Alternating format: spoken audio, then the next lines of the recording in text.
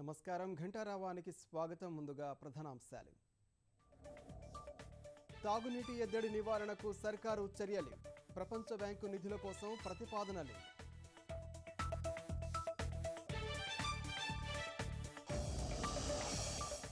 ఔరంగాబాద్ బాణాసంచా మార్కెట్లో భారీ ప్రమాదం.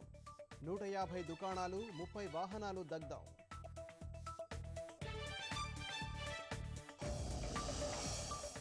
లక్కీ డిప్ స్కీమ్ పేరిట 17 లక్షల దందా.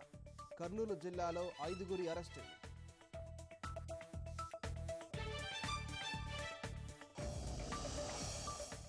కుట్లు, అల్లికలతో అంతర్జాతీయ ఖ్యాతి. కోట్ల రూపాయల వ్యాపారంలో నరసాపురం మహిళలు.